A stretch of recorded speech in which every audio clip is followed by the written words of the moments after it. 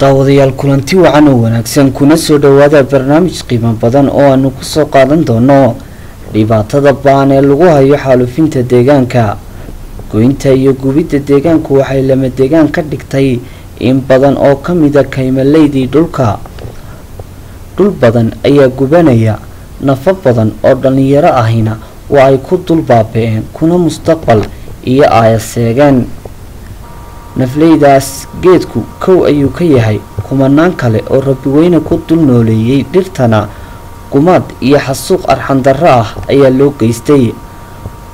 abaaraha iyo isbeddelka cimiladuna waxay noqotay mahadhada iyo dhibta laga dhaxlay gumaadka goynta iyo gubniinka dhirta. bal aan eegno xaaladda nololeed ee ay ku sugan yihiin dhalinyarada ka howlgala gubidda iyo goynta dhirta. waa mid ka mid a dhalinyarada dhuxulaysatada ah. duruufo nololeed ayaa u gaar ah, keli ayaa uu nool yahay, nafta iyo midabkiisuba waa muuqdoorsoomeen. dhuxusha uu dhirta ka shiday ayuu la wadaagay midabka madow, dhammaacda dhaxanta iyo dhibicda roobkuna ma dhibaane waa uu ku dhex nool yahay. wehel, ehel iyo xigaalba waxaa u bedelay digsi, kildhi iyo karbaashka uu ku seexdo oo u hoos yaalla mid ka mid a dhirta aan weli dhammaacda ka shidin. waa uu dhibban yahay. kolka aad la sheekaysato waxaad dareemaysaa diiqadda uu ku nool yahay oo aanay kelmad isku toosaniba afkiisa ka soo baxaynin. waxa uu aniga iila muuqday wiilkan dhallinyarada ahi inuu hilmaamay hadalkii dhammaantiiba. waan u laqimay kelmado dhowr ah si aan u helo hal mar hadal ka soo baxa afkiisa. kasakow ninkan dhallinyarada ah waxaad meelaha qaarkood ku arkaysaa wiilal dhallinyaro ah oo digta ku sita qori noociisu yahay AK-47 oo kolka uu kayn dabka ku soo qabto inta ay u sii baxayso tuulada u dhow jaad iyo sonkor ka doonanaya.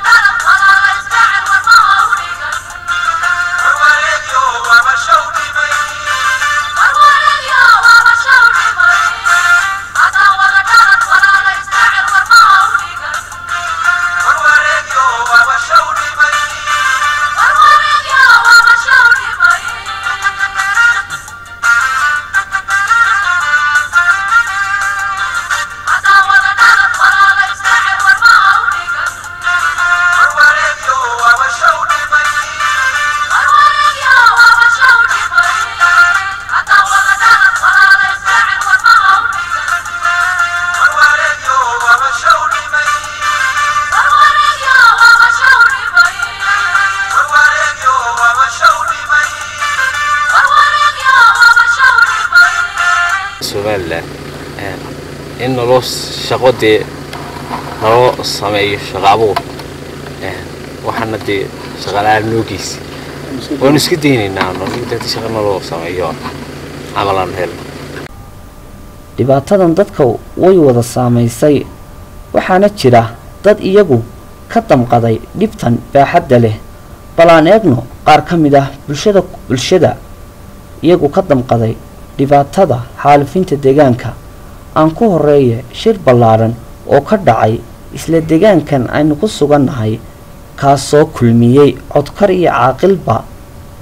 ayaa mid ka mid ah beelaha reer Sanaag ay kaga arrinsanayeen xal u helidda xaaladan shirkaasoo aan madax iyo majo loo kala maqnayn aan soo qaato khudbadihii wax ku oolka ahaa ay halkaasi ka jeediyeen mas'uuliyiinta madaxda dhaqanka madaxda hay'adaha wadaniga ah ee ay kow ka tahay Candlelight iyo weliba dadka iyagu la nool dhibaatada oo ka damqaday aan ku hakado khudbadahaasi ku saabsan deegaanka iyo ilaalinta deegaanka ku cidii ay khusayso goobaha ay fadhiyaan ujeedo go'aanada ka soo baxay shirkan ka dhacay goof kadib shirkii uu socday beesha Cabdulla Xaamud muddadii ahayd 22 bishii 11 ilaa 22 bishii 11 ee sanadkan 2013 shirkaas oo lagaga hadlayay qodobadan kala ah kow badbaadinta deegaanka oo ay ugu horeyso dhuxusho 2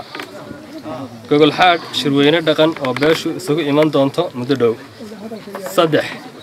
sidii looga qayb qaadan lahaa kaalin mug lehna looga qaadan lahaa dal iyo dibadba lacagta loo ururinayo dhismaha wadada Ceerigaabo iyo Burco saddexda qodob oo ku saabsan shirkan oo la qabtay qodobadaas kor ku soo tilmaaman gaar ahaan shirkan oo loo qabtay qodobada kor ku soo tilmaaman gaar ahaanna u khuseeyay ilaalinta deegaanka iyo la dagaalanka dhuxusha xaalufinta iyo nabad guurka ayaa waxa ka soo baxay qodobadan hoos ku xusan ee khuseeya iyagu dhuxusha si gaar ah khuseeya kow in beesha isla qaadatay guud ahaan in laga joojiyo dhuxusha iyo gubista dhulka deegaanka beesha digto 2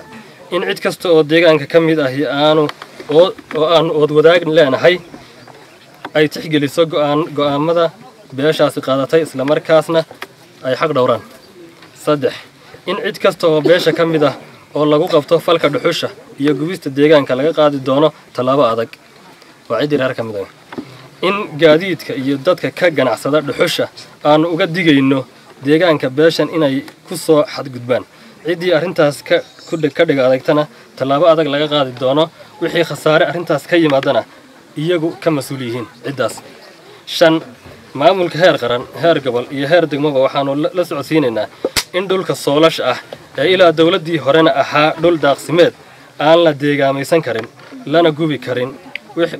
oo dhulkaasi dadweynaha u siman yahay ay u sinaayeen cidii kula kacda wax sidaas ka duwanna talaabo degdeg ah oo maamulku ka qaado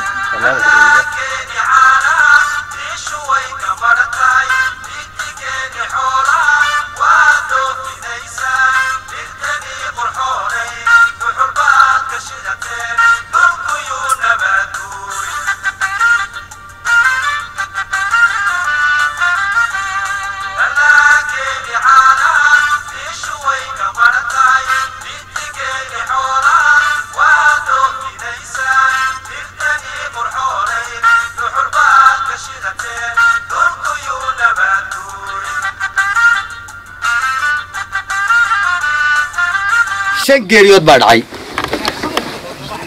midna ciidda midna waa nabaadkii midna waa geedkii midna waa dunyadii midna waa dadkii shantaas way israacday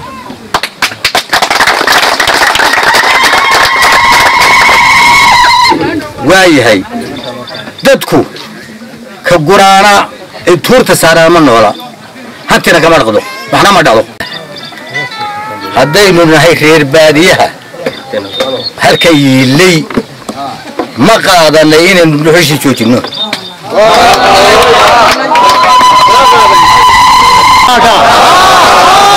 abidii faraa kula jiray iyo kii kale ee yani maaragtay joogay labaduba way naga aqbaleen wayna yani maaragtay in laga bilaabo bisha soddonkeeda inaan wax qiiqaya ama dabshidaya inaan yani maaragtay lagu arag soolasha dad baa hawshan gacanta ku hayay dad baa ku hawlanaa dad baa shaydaan ku ibtilayay dadka in laga jeediyaa loo baahan yahay wixii lagaga jeedin lahaa iyo qaabkii dadka loo dhaqan celin lahaa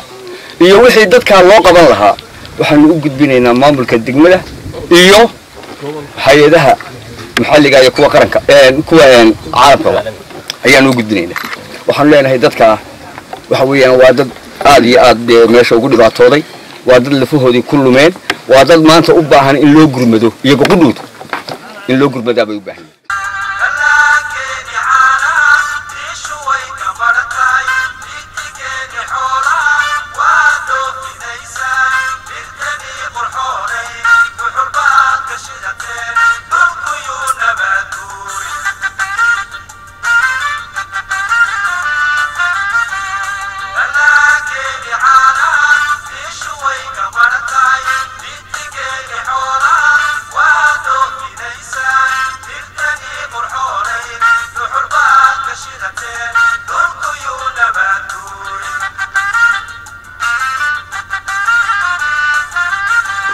nin isagiiba hurdaa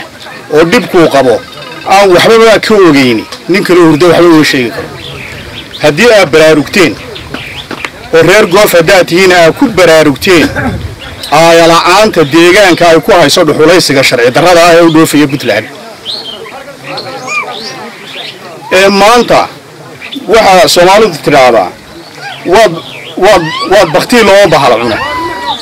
waxaan nacfi lahayn oo maanta qaad la siisanayo mijiin qaada jooga dadkii iyo deegaankiiba ay u burburayeen arrintaa in badan baanu ka hadalnay qof baanu kala hadalnay madaxdaanu kala hadalnay deegaankaanu kala hadalnay haddii reer goof maanta ay garteen inay barnaamijkaa xagga deegaankaa siday wax uga qaban lahaayeen aadahooda iyagu ka tashadaan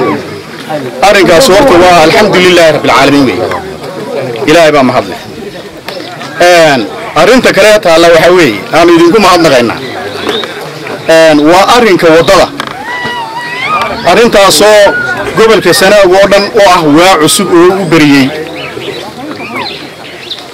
ixtiraaqeedana uu lahaa madaxweynaha jamhuuriyadda somalilan axmed maxamed siilaanyo dadweynaha reer somalilan oo dhanna ay isla qaateen waddada inay sameeyaan dadweynaha ka soo jeeda deegaanka goof oo waxgaradkiisii odayaal dhaqameedkiisii aqoon-yahankiisii dhammaantood intay isu yimaadeen inay arrintaa shirkii hore ee ceerigaabo lagu lahaa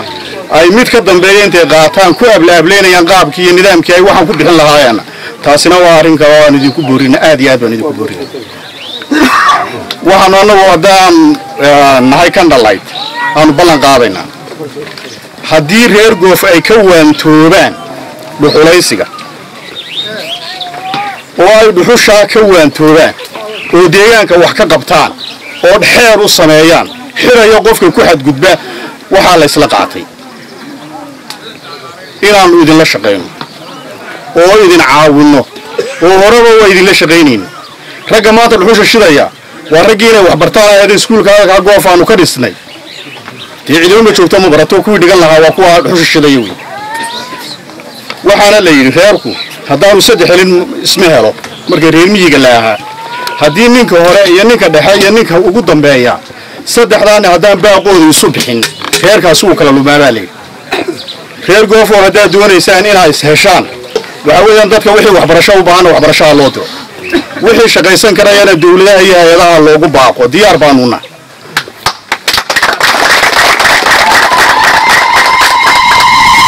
dhaqaalihii iyo dhaqankiina ha lagu soo noqdo dadkani waxa weeyaan dad dhaqan weeye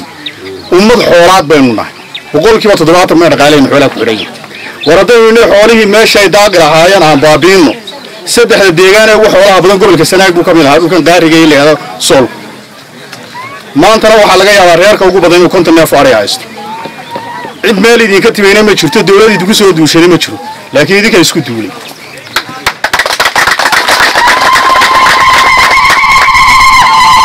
marka waxaan leeyahay aan arrinka ku soo gudaanadaya anigu dawladda maanta talinaysaana dawlad sharci iyo nidaamkii deegaanka gacanta ku haysa weey wasaaradihii baa jira oo shaqaynaya haddii idinka ay waxaan idinka soo go'aan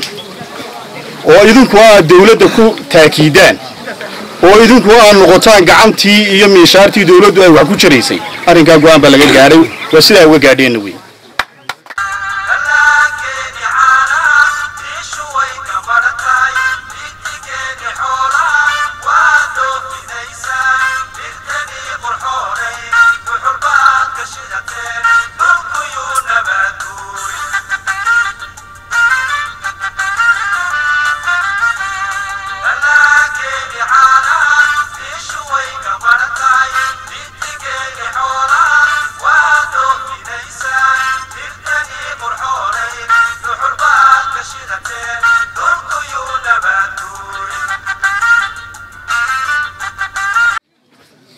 حكومة هان يعيد هان لبضبا waxa u fududaanaya gacantii ay siin lahaayeen markaa badbaadinta deegaanka oo intay ku qaadan lahayd markaan dareenka laga wada dheregsanayn iyo maanta way kala duwanaanaysaa way ka fududaanaysaa hawshii sidaa darteed gacan buuxda ayaa innu diyaar la nahay ciidan ahaan inaynu idinku garab istaagno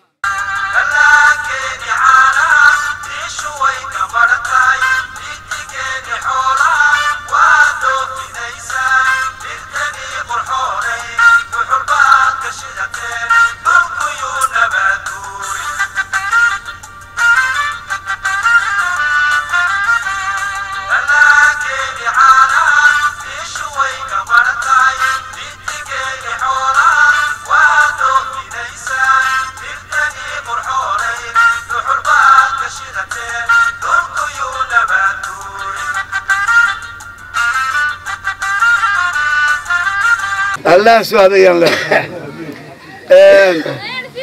waxa maanta idinka dadka casumay idinka u yeeray idinka noo yeeray idinka halkii isugu keenay saddex qodob oo macaan oo aad u macaan ayaa noo sheegteen oo loo qoraal ah oo qoraalkiisina aanu idinka qaadayno oo aanu dhiibteen waxaanu idin leenahay barakallahu fiikum wa idinka aqbalanaguna ballan qaadayna anigoo ku hadlaya magaca golaha deegaanka qoraalka naloo dhiibay ilaa madaxweynaha inaan socodsiinaano ballan qaadayna wax badan baynu isla ognahay waxaan leeyahay saldhigii baanu baahi doonaynaa oo boliiskii baanu baahi doonaynaa oo degmadii shaqaysaanu baahi doonaynaa ma laydinka helayaa maamul shaqaynaya degmo boliiskoo shaqaynaya rugtii baa la helayaa intaba waa la helayaa waa in laga helo reer goof أنا بلغ هذا إن له لكن مسؤول كائن بس أريد أن شغيني سواء ولا شغيني وحرجينا يا إنا شغيسو وحرجينا يا إنا أرنت أسمان ثاني دقس نقول وحرجينا سابقات نقطه وحرجينا يا لك ودن بيسي أي كهنا قادر هاي إلى ما تيني نقرسيمان برجيني أرنت والضبط يا كله واقدين هذه ما ندري كم برينا سيدا ما أنت على كان نقول علينا عاو كجالسين ما يعني ما كني كل بهذين ذنبه ولا قد أولي تلفزيون العالم كا ميل بدا يدري وهالرجينا يا بيش يقول رئيسي أنا دقيقة يقول رئيسي فرحة كسمية الديار بانونا نفي مال بوجلنا أياكو سجنتي إليه كلنا رجينا وأنا شيء يضطرك كلام تجمد وإرقابه أما قبل كسناقنا إنه قادم دونه مركل يدقون كسال قالوا صباحي وأنت سوى اللود ديار قروبي أما والله بلا بيبا أما والله والريبا ضدك اللي نقول هاقي أنا مسنة رسنة أما رأيك أنت وحن رجينا إلى أول نقطان هرمود وحن رجينا أنا أول نقطان كوي هجاميني وحن رجينا لصون نقط كي بربر بدن يسمع الله عن بدن هي شرتي وحرشين احترامك مدح دقمتك بورتده وحقرتك للي يرضى إلهي وحن كبر يا إنه ما أنت حرمه وصون نقضه وشقيان إلهي كبر يا إلهي وحن كبر يا قضباء صوب حي إلهي يسدوا ذا يكون شقيان ويكون كتاب بغامان ويكون شقينه ويميركوا قالين أنا جو حوي بربرك كبحضة وبكلا غلين والله وحن الله رينا مشيرو بلن ساساي نوع أنت أنا مغنى يا الله قلنا قم باش